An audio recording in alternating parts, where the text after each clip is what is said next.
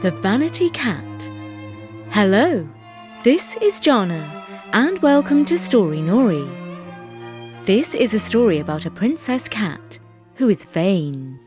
If someone is vain, it means they have a high opinion of themselves. Another word very like this is conceited. But maybe I'm being a bit hard on her. See what you think. In ancient times, a cat lived in the palace with the royal family. Her name was Princess Cat, and she was an exceptionally beautiful cat with fluffy white hair and sky blue eyes. She understood very well that she was beautiful because everyone was always saying so, and she always felt there was something special about her. In fact, she was quite certain that she was as royal as any human prince or princess. Now it so happened that the one person in the palace who did not stop to admire her or scratch her behind the ears was the king's eldest son. His indifference annoyed the cat very much.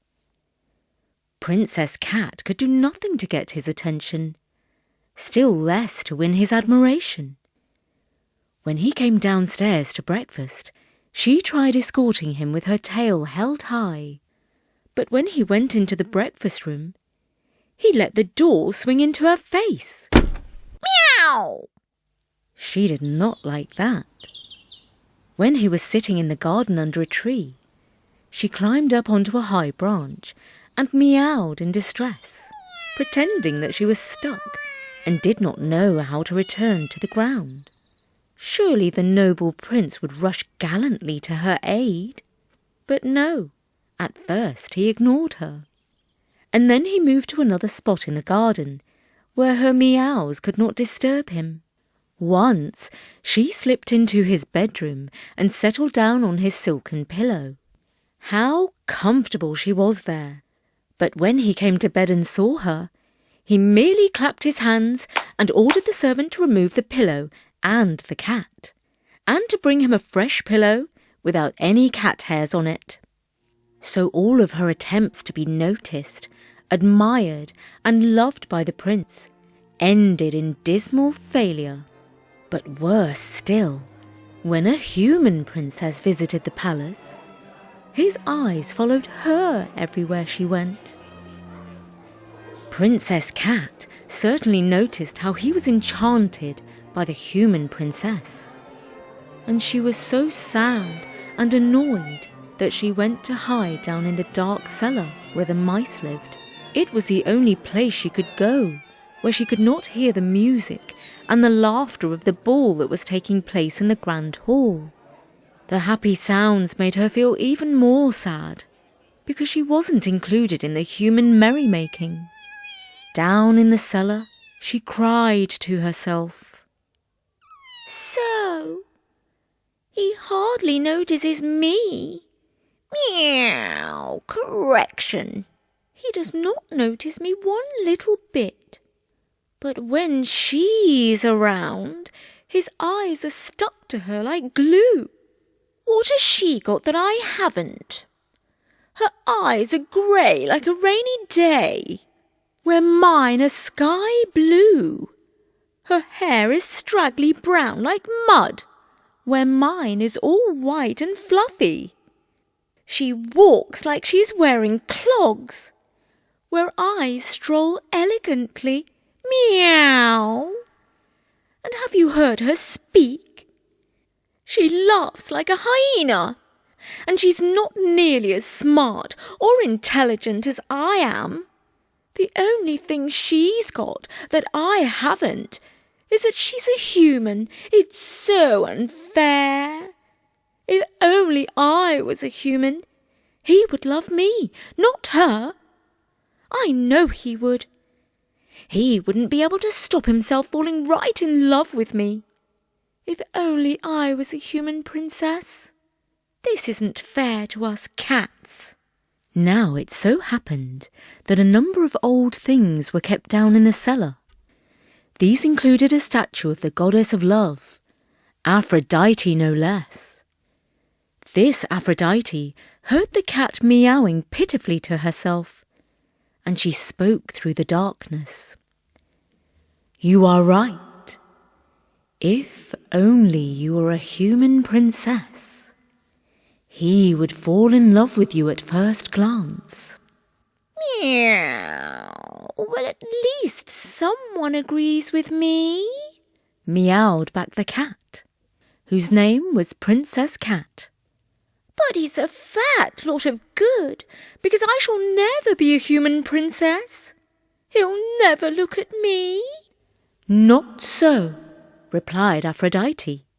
"Love conquers all, at least when I'm around. But remember, 9/10 of life is about showing up. So stop all this pitiful meowing, get up, and go back to the ball."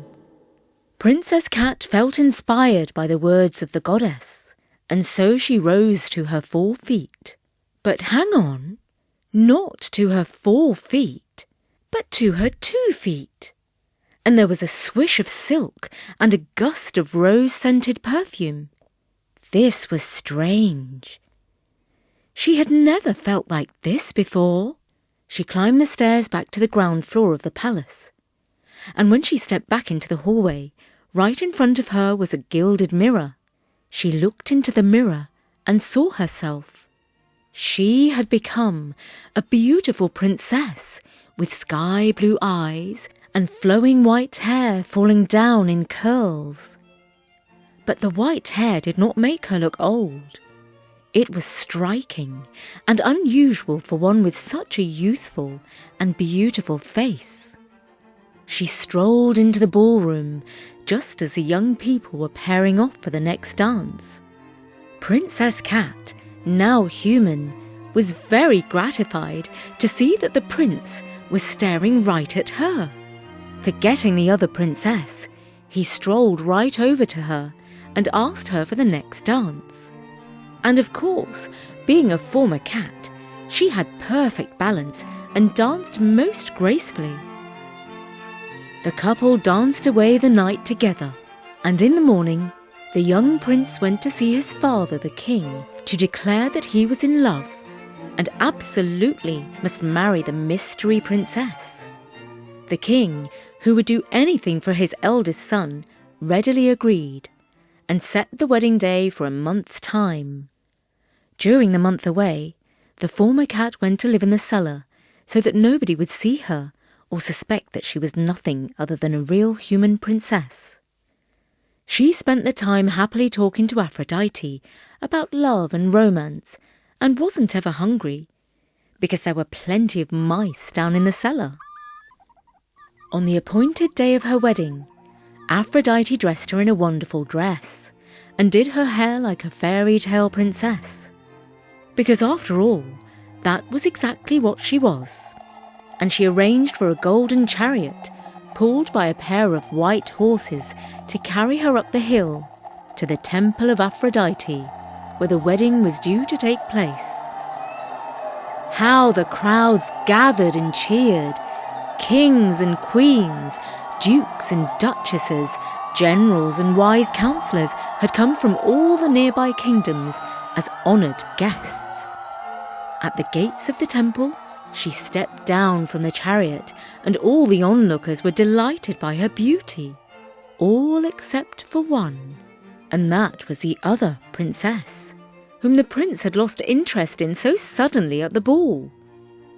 The mystery princess, who was formerly a cat, was escorted into the temple by the king's top general. The prince was waiting for her at the altar. The moment she had dreamed of for so long had almost arrived. But oh no! As Princess Cat was walking up the aisle, what did she see out of the corner of her eye? But a mouse!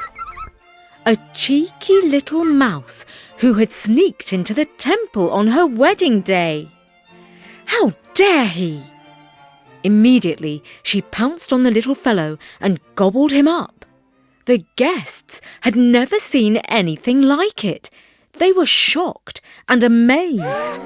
Realising her mistake and covered in shame, Princess Cat ran up a tree and jumped onto the wall of the temple, where she hopped down the other side and ran into the forest, now transformed once again into a cat. Eventually, after the fuss had died down, she sneaked back into the palace to restart her former life as a pampered kitty, which was much more ideal than fending for herself in the forest. And she never again wished that she could be human.